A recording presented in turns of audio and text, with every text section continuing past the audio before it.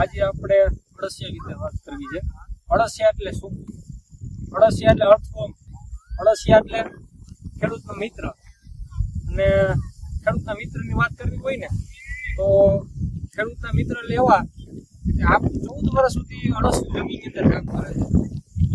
જમીનને nitrogen, phosphorus, potash, magnesium, ઝીંક, copper દરેક વસ્તુ ક્યાંય આપણે વેચાતું લેવા જવાની જરૂર નથી। દરેક આ વસ્તુ આપણને અળસિયા પૂરા પડે છે।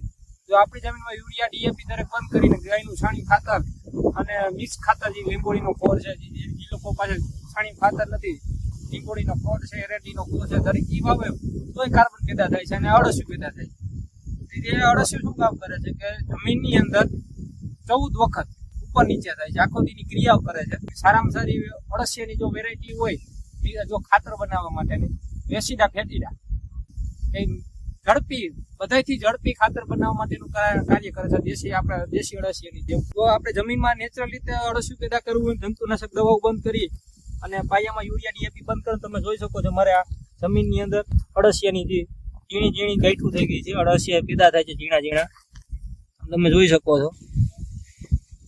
આ છાણિયા ખાતરના પ્રતાપ છે, ગૌમાતાના પ્રતાપ છે કે અમારી જમીનમાં જે વાવું થાય છે અને છાણિયું ખાતર છૂટું ભરેલું છે અને આમાં અમે એક પણ પ્રકારનો યુરિયા, ડીએપી કે ખાતરનો ઉપયોગ કરતા નથી। 100% નેચરલ મરચીનું ઉત્પાદન કરી છે। અને આ વિડીયો ગમ્યો હોય તો વધુમાં વધુ લોકોને શેર કરો અને અમારી ચેનલને સબસ્ક્રાઈબ કરો। જય ગૌ માતા।